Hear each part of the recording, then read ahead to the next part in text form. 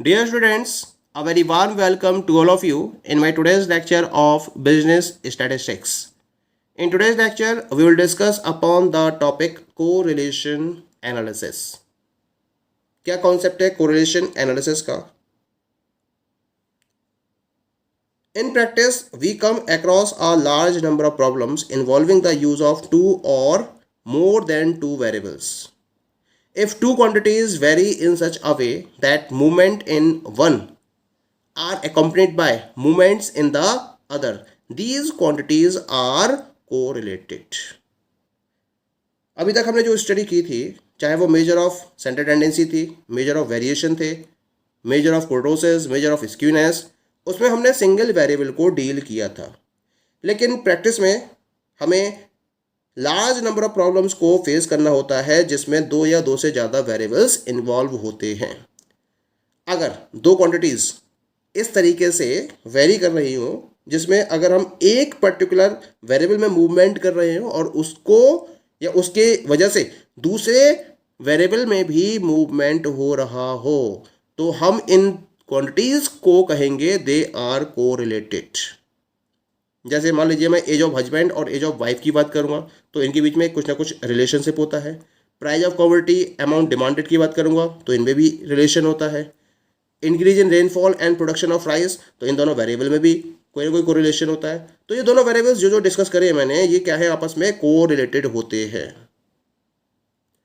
इस degree of relationship को variables के बीच में मेजर करने के लिए हमें कोरिलेशन एनालिसिस को प्रॉपरली कंसीडर करना होता है.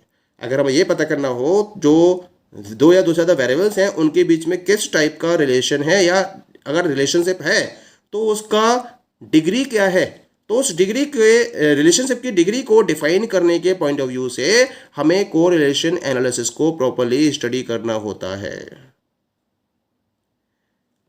कोरिलेशन को स्टडी करने के पॉइंट ऑफ व्यू से हम मेजर ऑफ कोरिलेशन का यूज करते हैं और इस मेजर ऑफ कोरिलेशन को हम कोरिलेशन कोफिशिएंट का नाम देते हैं. और ये जो कोरिलेशन कोफिशिएंट है ये एक सिंगल फिगर में रिलेशनशिप को समराइज करते हुए कोरिलेशन की डायरेक्शन और डिग्री को डिफाइन करता है. इसका मतलब जो कोरिलेशन एनालिसिस है, it refers to the techniques used in measuring the closeness of the relationship between the variables. यानी कि वेरिएबल्स के बीच में रिलेशनशिप की क्लोजनेस को मेजर करने के पॉइंट ऑफ व्यू से हम जिस टेक्निक का यूज करते हैं उस टेक्निक को हम कोरिलेशन एनालिसिस का नाम देते हैं. कॉन्सेप्ट क्लियर हो गया हमारा. अब हम इसके रेफरेंस में कुछ पर्टिकुलर डेफिनेशंस प्रोवाइड करेंगे जो डिफरेंट फेमस स्टैटिस्टिशियंस के द्वारा प्रोवाइड की गई थी. The very first definition is according to the Simpson and Kafka. तो सिम्पसन एंड काफ्का के अकॉर्डिंग बहुत सिंपल सी डेफिनेशन है कोरिलेशन की.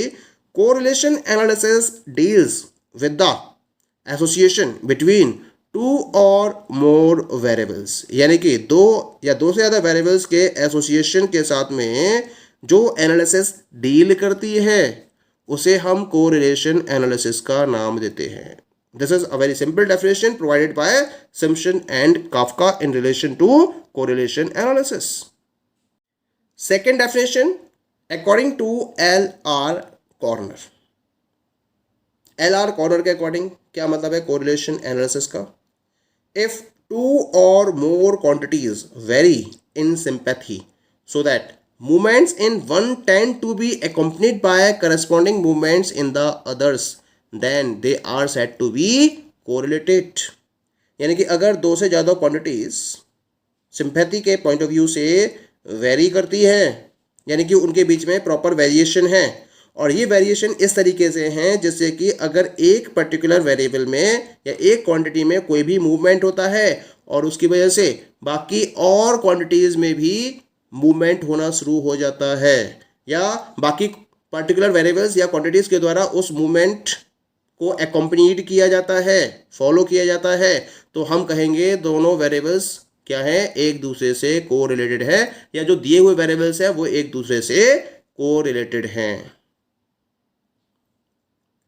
ऐसे एक और डेफिनेशन है कोरिलेशन एनालिसिस के रिलेशन में, that was given by the Croxton and काउडेन.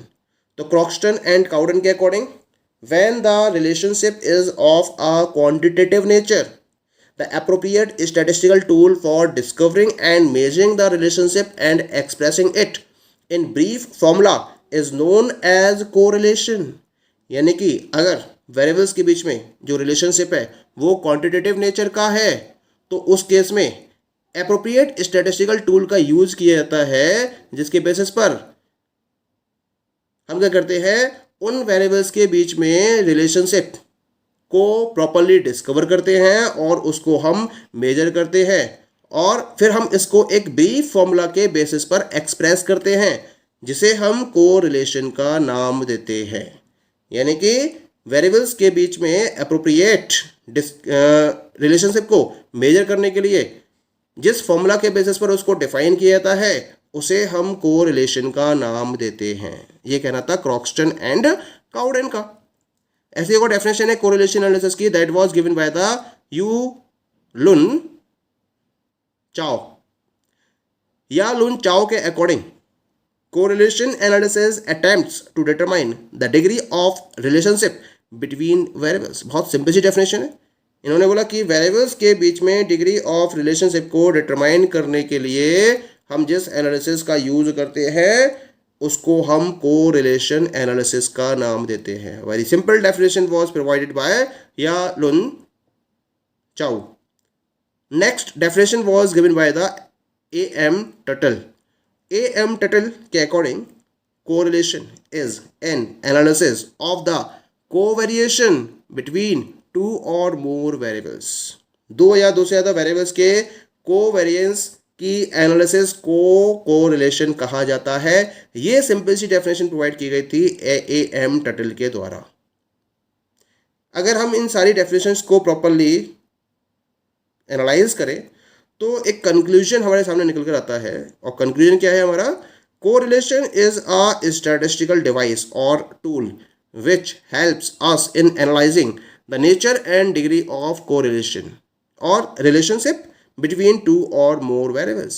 यानी कि दो या दो से ज़्यादा वेरिएबल्स के बीच में डिग्री ऑफ रिलेशनशिप और नेचर ऑफ रिलेशनशिप को एनालाइज करने के पॉइंट ऑफ व्यू से हम जिस स्टैटिस्टिकल डिवाइस या स्टैटिस्टिकल टूल का यूज करते हैं उसे हम कोरिलेशन का नाम देते हैं।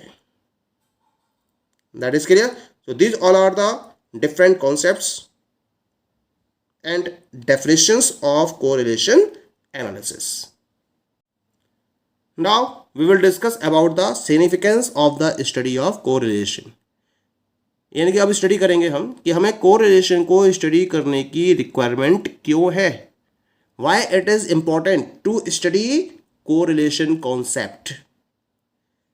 Whenever we are talking about the practical life, तो प्रैक्टिकल लाइफ में हमें डिफरेंट टाइप की प्रॉब्लम्स को फेस करना पड़ता है और उन पर्टिकुलर प्रॉब्लम्स में से कुछ प्रॉब्लम ऐसी होती हैं जिनको सॉल्व करने के लिए हमें कोरिलेशन का प्रॉपरली यूज़ करना होता है।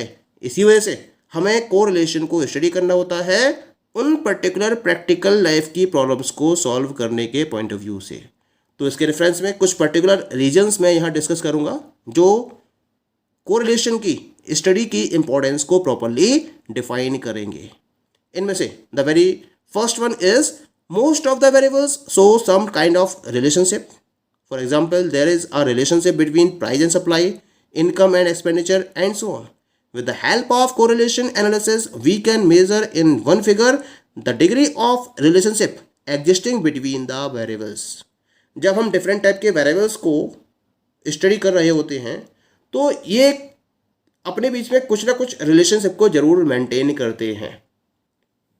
जैसे price और क्वांटिटी डिमांडेड की बात की जाए, प्राइस सप्लाई की बात की जाए, इनकम एक्सपेंडिचर की बात की जाए, तो इन सब में कोई ना कोई पर्टिकुलर रिलेशनशिप जरूर एग्जिस्ट करता है। कोरिलेशन एनालिसिस के बेसिस पर हमें सिंगल फिगर में ये पता चल जाता है कि इन वेरिएबल्स के बीच में डिग्री ऑफ रिलेशनशिप कितनी है। तो डिफरेंट वेरिएबल्स के बीच में डिग्री ऑफ रिलेशनशिप को प्रॉपर्ली डिफाइन करने के पॉइंट ऑफ व्यू से ही हमें कोरिलेशन की रिक्वायरमेंट होती है। कोरिलेशन को हमें प्रॉपर्ली स्टडी करना होता है। Clear. Now we come to the second point. Second point is once we know that two variables are closely related, we can estimate the value of one variable given the value of another. This is known with the help of regression analysis. यानी कि अगर हमें यह पता हो कि दो variables आपस में क्लोजली रिलेटेड है और जो उनकी डिग्री ऑफ कोरिलेशन है वो भी अगर हमें पता है, तो हम क्या कर सकते हैं, अगर हमें एक वेरिएबल की वैल्यू पता हो तो डिग्री ऑफ कोरिलेशन और उस वेरिएबल की वैल्यू के बेसिस पर हम दूसरे वेरिएबल की वैल्यू को इजीली ऑब्टेन कर सकते हैं। और इसके लिए हम रिग्रेशन एनालिसिस के कॉन्सेप्ट की हेल्प लेते हैं, जिसको हम कोरिलेशन एनालिसिस के बेसिस पर ही ड्राइव करते हैं। और इस रिग्रेशन एनालिसिस के बेसिस पर हम उस दूसरे वेरिएबल की वैल्यू को पता कर सकते हैं जो हमें नहीं पता थी। Clear? Now we come to the next significance. It contributes to the understanding of economic behavior, aids in locating the critically important variables on which other depends, may reveal the economist the connection by which disturbances spread, and suggest to him the path through which stabilizing forces may become effective. हमें अगर economic behaviour को properly समझना हो तो इसमें हम correlation analysis की help कर सकते हैं, क्योंकि डिफरेंट वेरिएबल्स के बीच में रिलेशनशिप को डिफाइन करते हुए इकोनॉमिक बिहेवियर को प्रॉपरली डिफाइन किया जाता है with the help of the correlation analysis.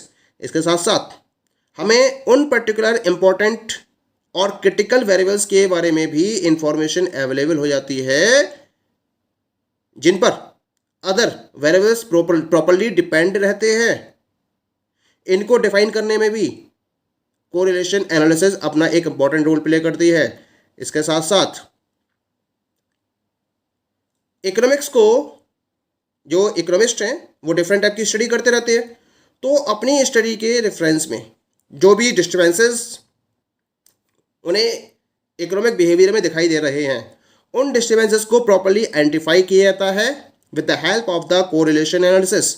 और फिर कोरिलेशन एनालिसिस के बेसिस पर उन पर्टिकुलर पाथ्स को भी सजेस्ट किया जाता है जिनको फॉलो करते हुए स्टेबलाइजिंग फोर्सेस को इफेक्टिव वे में यूटिलाइज किया जा सके.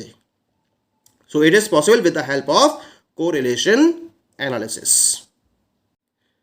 The next one is in business.